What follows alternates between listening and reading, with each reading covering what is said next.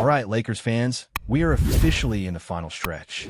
The trade deadline is 10 days away, and every team in the league is staring down that same deadline with the same kind of anticipation.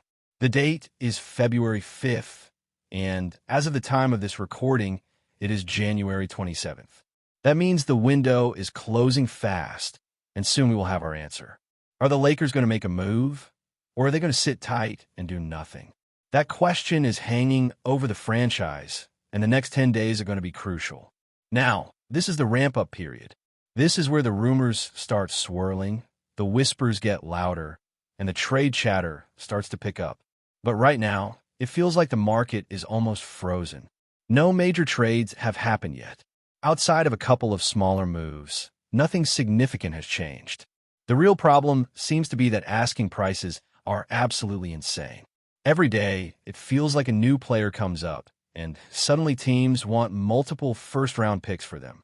It is getting to the point where it is hard to imagine the Lakers actually pulling off a deal because the cost is just too high. The front office is going to have to navigate through this madness and figure out a way to make something happen without overpaying. And the truth is, we do not know what is happening behind the scenes. Rob Pelinka could be quietly working on something right now, and we might not even know until an alert pops up while we are in the middle of editing this video. That is the reality of the situation. The Lakers could be active, but we just do not have any public evidence yet. Still, the optimism is there. You want to believe that something is brewing. But for that to happen, we need prices to start coming down. And hopefully, within the next week or so, we will start to see that decline. The market needs another trade to set a benchmark. The only thing we have to go off of right now is the Trae Young trade, and that is a very specific kind of deal. When the Trae Young trade went down, it raised a lot of questions.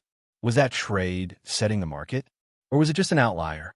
The Hawks had a unique situation where they needed to move his contract, and the Wizards were able to capitalize on that. So if you're the Lakers watching that trade, it becomes a point of comparison. You start to think, okay, if Trae Young went for a first-round pick, what does that mean for the players I want? But then you have to ask yourself, is that actually a realistic baseline? Trae Young is still in his prime. He is an all-star. He's a guy who has already accomplished a lot at a young age. So if a player like that goes for a first, what does that mean for a role player? It is a messy comparison. The counterargument is that Trae Young's trade was an outlier. It was circumstantial. It was not the norm. And if you're a team like the Lakers, you need more data points. You need another trade to happen that sets a reasonable standard. Because if the only trade on the board is an extreme outlier, then every team starts to use that as leverage. Suddenly, everyone thinks their player is worth multiple first-round picks because Trae went for a first. And then it turns into chaos. Teams begin to overvalue their own players, and the market gets distorted. But eventually, people step back and realize that those outlier trades are not the norm. They are anomalies, and they should not define the entire market. What the Lakers need is another trade that makes sense, something that is reasonable and can act as a true benchmark. Maybe a player like Jalen Green, or even someone like OG Anunoby, something that sets a realistic precedent. Even a trade involving a player like Mikal Bridges or a defensive wing could help stabilize the market. If you see a player comparable to Keon Ellis going for a second-round pick or 2 second-round picks, that becomes a reference point. Then teams have to recalibrate. They have to be reasonable about what their players are worth. If you can point to 2 or 3 trades and say, look, these are the going rates, it makes negotiations much easier. Right now, the market feels like it is just noise.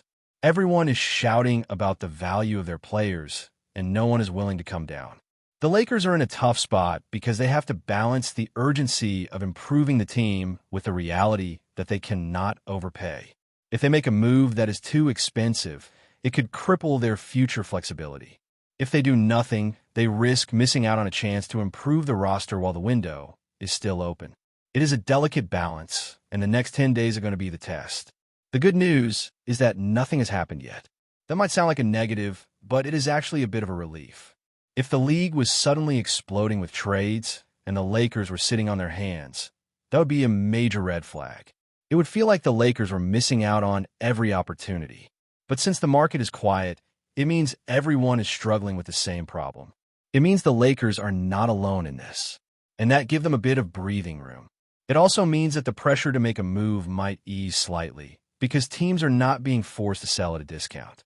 However, there's a concerning precedent. The last time a market was this stagnant, the Lakers ended up doing nothing. That was the DeJounte Murray season, where the Lakers were active in pursuit, but the asking prices were astronomical. They wanted multiple first-round picks for Murray, and by the end of the deadline, nothing had happened. Then in the offseason, his value dropped significantly because teams realized the Lakers were just trying to unload him. It was a painful lesson, and it is a reminder that if the Lakers do not act soon, they could end up in a similar situation where they miss the deadline and then regret it later. The question everyone is asking is whether this will be the 1 year that Rob Pelinka does nothing. People often point to his track record and say he always makes a move. But there was that 1 year where the market was frozen, and he did not. It is a real possibility that this year could follow the same path. And that is why the next 10 days are so important. The Lakers need to be proactive. They need to make a decision. Even if it is not the biggest move, they need to do something that improves the team and keeps the roster moving forward. At the same time, there's a strong argument for standing pat and waiting for the offseason. This offseason is shaping up to be one of the best in years, possibly the best since the 2019 offseason. The Lakers could potentially miss out on a few top targets and still end up signing 3 or 4 high-level players. The market is deep, and there are multiple franchise-level players available. The Lakers have the cap space and the assets to make significant moves. So from a strategic standpoint, waiting could make sense. Now, when we talk about the Lakers standing pat, it is not just about avoiding a trade. It is about the bigger strategy.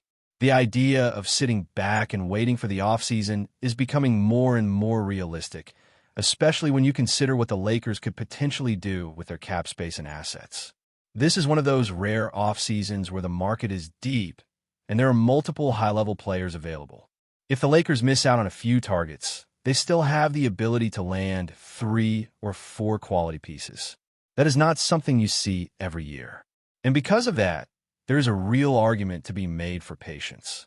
When you think about the 2019 offseason, the Lakers had a lot of assets and options, but they were also dealing with a roster that still had a lot of pieces from the previous era. They had players like Kentavious Caldwell-Pope, Kyle Kuzma, and Rajon Rondo still on the roster. That meant that even if they did not land the biggest name, they still had a core group to build around. This offseason is different because the Lakers are in a position to completely reshape the roster. They have cap space, draft assets, and flexibility. They can go after franchise-level players like Pascal Siakam or even target younger stars who could be part of the long-term plan. It is a rare situation, and the Lakers are in a position to capitalize on it. The thing is, the Lakers do not necessarily need to do everything at the deadline. They just need to add pieces that make sense and keep the roster moving forward. A player like Keon Ellis, for example, could be a perfect fit. He is a versatile wing, a strong defender, and someone who can contribute immediately. Even if he is only a 1-year rental, the Lakers can still benefit from his presence. And the reality is that players often stay with the Lakers because of the environment and the opportunity to compete. Unless there is a situation where the Lakers cannot afford them or the player is clearly looking for a bigger role elsewhere, most players do not just leave the franchise after 1 year. The Malik Monk situation is a good example of that. Monk was always a 1-year deal because the Lakers could not afford to pay him what he wanted. It was a prove-it year for him, and he succeeded. He earned a bigger contract elsewhere, and that was expected. But that is not the norm. Most players who join the Lakers and get a chance to compete for a championship end up staying longer than expected. The brand is powerful, and the chance to play with elite talent is a major draw. So if the Lakers can add a couple of pieces now, it could set them up for even bigger moves in the offseason. But the challenge is the cap space. If the Lakers trade for a player like Keon Ellis and his cap hit is around $10 million, that reduces their available space. And that can make it harder to sign other key players in free agency. It is a delicate balance. The Lakers need to make sure they are not sacrificing their ability to build the roster in the offseason just to add 1 or 2 pieces now.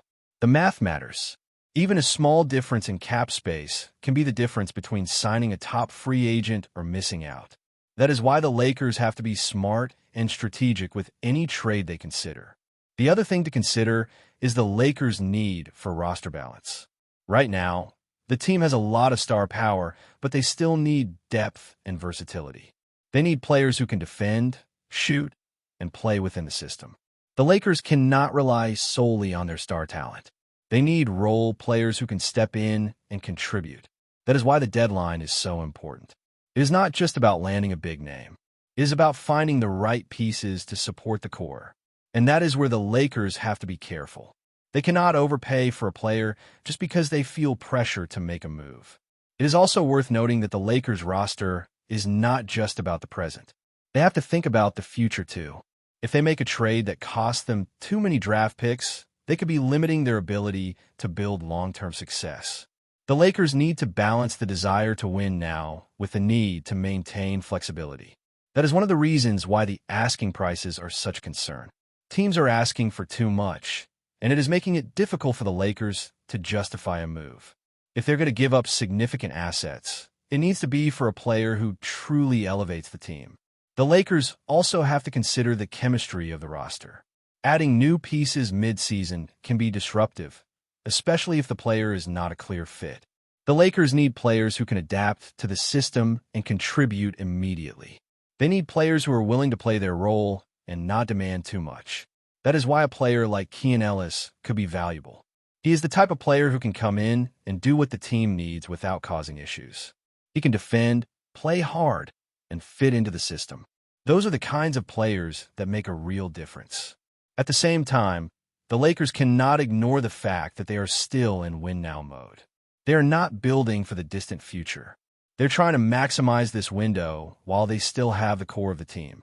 That means they need to make moves that improve their chances of competing for a championship. Even if they decide to wait for the offseason, they still need to ensure that they are not missing out on opportunities to improve. The next 10 days are not just about the deadline. They're about positioning the team for the future. Before we continue, we ask that you leave a like and subscribe to the channel so you won't miss any exclusive Lakers updates.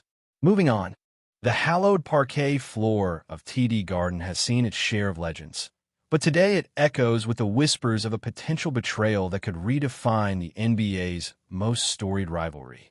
Rumors are swirling through the league's inner circles that a cornerstone of the Boston Celtics franchise, a player synonymous with the team's recent success, is preparing to commit the ultimate sin in the eyes of the Green, jumping ship to the Los Angeles Lakers.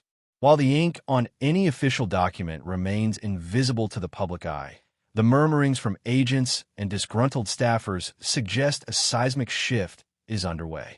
The tension in Boston has been palpable lately, with subtle body language cues and cryptic social media activity fueling the fire. Insiders suggest that the lure of the bright lights of Hollywood and a desire to redefine a legacy away from the shadow of Red Auerbach's banners have driven this star toward the unthinkable.